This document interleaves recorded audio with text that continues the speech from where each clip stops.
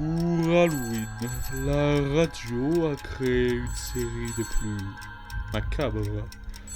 Chaque semaine, venez découvrir un nouvel épisode de votre série audio Panique au lycée.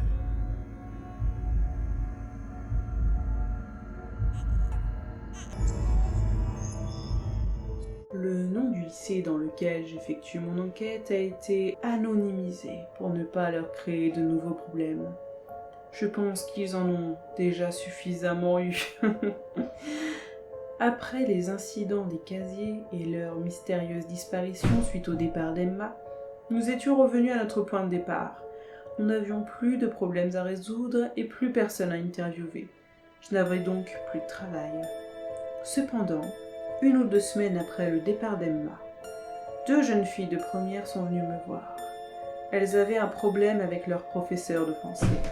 Celle-ci avait eu à 2 reprises des sortes de moments d'absence pendant lesquels elle avait récité un poème, puis s'était adressée de manière soutenue à ses élèves. Ces 2 jeunes filles ne comprenaient pas la situation.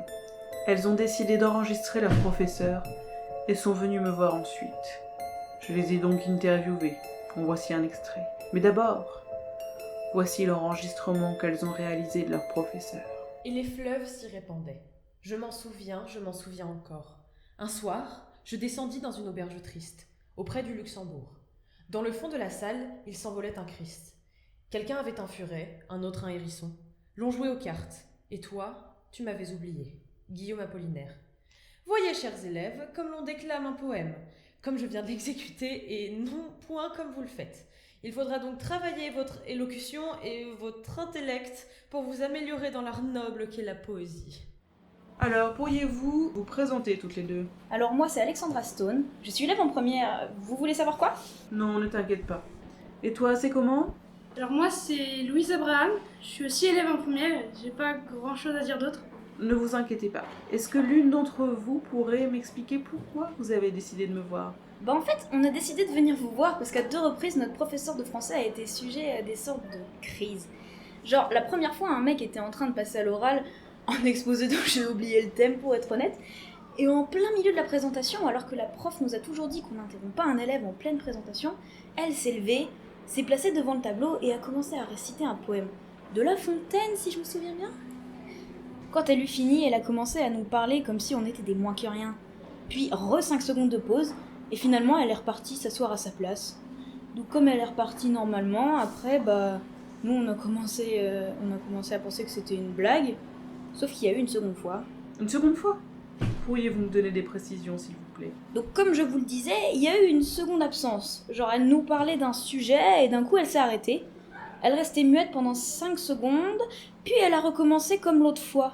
Comme on comprenait pas trop ce qui se passait, et on ne savait pas trop si c'était normal, comme ça faisait la 2e fois, on a décidé de l'enregistrer. En plus, je me suis dit que ça pourrait être bien de l'enregistrer pour que vous puissiez écouter et tirer des conclusions par vous-même. Et vous, Louise, qu'est-ce que vous en pensez ? Bah pas grand chose, mais c'est comme dans les films d'horreur où on voit genre quand quelqu'un est possédé par un esprit ou un truc dans le genre. Et je trouve que ça ressemble à ça. D'ailleurs je sais pas trop si c'est important, mais les positions ont lieu à 2 jours d'intervalle. Voilà la fin de l'interview. Nous avons discuté encore un peu, mais rien de bien intéressant. Je ne leur en ai pas parlé sur l'instant, mais tout s'éclairait enfin pour moi. Un démon errant dans le lycée, sorte d'esprit malin, pouvait très bien être la source de tous les phénomènes paranormaux se produisant. Je ne leur en ai pas parlé non plus pour ne pas les effrayer, même si l'esprit malin était bien à l'origine de tous les incidents. Alors, nous avions un gros problème. Si c'était bien lui, à l'internat, qui avait causé les bruits, et si c'était lui, la sorte d'ombre qu'avait vue Louis Gallet, alors cela signifiait qu'il était déjà extrêmement puissant, et qu'il a eu assez d'énergie pour se matérialiser, même si ce n'était que sous forme d'ombre.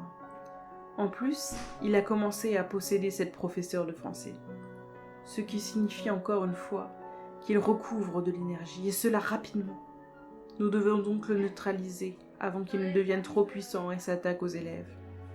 Je décidai donc, pour recueillir plus d'informations, d'interroger la professeure de français des élèves. Cette interview a eu lieu 2 jours après la dernière absence du professeur, car je me suis souvenu que Louise m'avait notifié que les crises avaient eu lieu à 2 jours d'intervalle. J'espérais donc qu'un nouvel événement se produise, et j'ai eu raison. Mais ce n'est pas très parlant comme ça, voici plutôt un extrait de l'interview. Alors pourriez-vous vous présenter, s'il vous plaît? Alors, je me présente, Marie Dupont, professeure de français depuis 15 ans au lycée en Normandie. D'accord, merci. Alors, pour ne pas tergiverser, savez-vous pourquoi votre comportement est étrange depuis quelque temps? Comment? Mon comportement est tout à fait normal. Je ne comprends pas. Que voulez-vous dire par là? Eh bien, à 2 reprises déjà, pendant vos cours, vous avez eu des sortes d'absences, pendant lesquelles vous avez récité des poèmes et parlé de manière légèrement soutenue, si je peux m'exprimer ainsi. Vos élèves ne vous en ont pas parlé? Non, ils ne m'ont parlé de rien. Parce qu'ils vous en ont parlé de ces petites sottises à vous? Peu importe, de toute façon, ce sont des élèves. Ils seraient prêts à raconter n'importe quoi pour s'amuser un peu. Il ne faut pas forcément écouter tout ce qu'ils disent. Je suis désolée, mais au risque de vous décevoir, ce n'est pas n'importe quoi, comme vous dites. D'ailleurs, ils vous ont enregistré, et j'ai l'enregistrement. Comment ça, ils ont l'enregistrement? Ils n'ont pas le droit de m'enregistrer et qu'ils effacent cette archive. D'ailleurs, qui sont les élèves qui ont fait ça? C'est interdit. Qu'ils se dénoncent ou ils vont avoir des problèmes. Calmez-vous, calmez-vous. Vous feriez mieux d'écouter l'enregistrement avant de vous emporter. Vous exprimerez votre opinion après, merci. Eh bien, allez-y, faites-moi écouter cet enregistrement. Comme vous avez pu l'entendre, la professeure de français a écouté l'enregistrement. Et à la fin, elle était abasourdie. Mais écoutez plutôt la fin de l'interview. Je suis désolée de m'être emportée, mais vous devez comprendre que je ne me reconnais pas. Enfin si, j'entends bien que c'est moi, mais jamais je m'emploierai ce ton hautain avec les élèves. En plus, je leur explique... Ça va? Que se passe-t-il? À Cassandre. Mignonne, allons voir Scylla Rose, qui ce matin a voix d'esclose. Sa robe de pourpre au soleil a point perdu ceste vesprée. Les plis de sa robe pourprée et son teint au vôtre pareil. Lasse, voyez comme un peu d'espace. Mignonne, elle a dessus la place. Lasse, ses beautés les séchoirs. Oh, vraiment, marastre nature, puisqu'une telle fleur ne dure que du matin jusqu'au soir.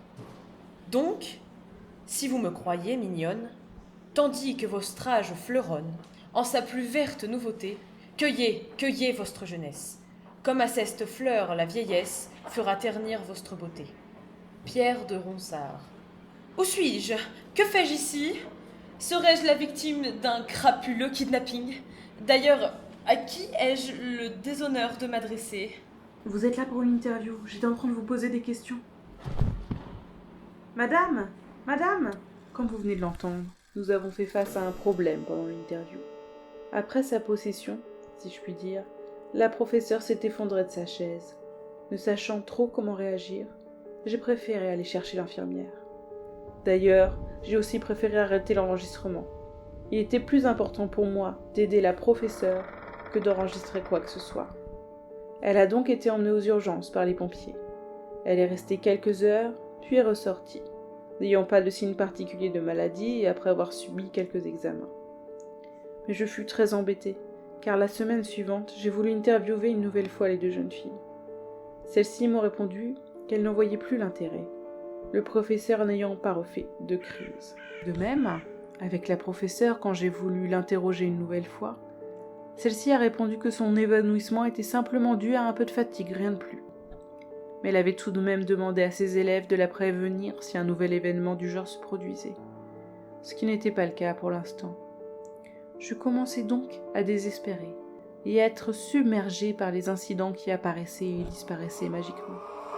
Une chose était sûre, même si je n'avais su l'expliquer, j'étais convaincue que les événements étaient liés, car autant de phénomènes paranormaux se produisant en aussi peu de temps, dans un seul endroit, ne pouvaient être que liés. Et en y réfléchissant bien, je me suis remémoré un bouquin sur les esprits que j'avais lu. Il expliquait qu'un esprit était souvent lié à un objet souvent ancien. Me restait-il seulement à découvrir cet objet ? C'était le 3e épisode de votre série Panique au lycée. Un épisode reste encore à paraître. Retrouvez-le sur notre chaîne YouTube la semaine prochaine. N'hésitez pas à mettre un like, à commenter et à vous abonner si l'épisode vous a plu. À la semaine prochaine.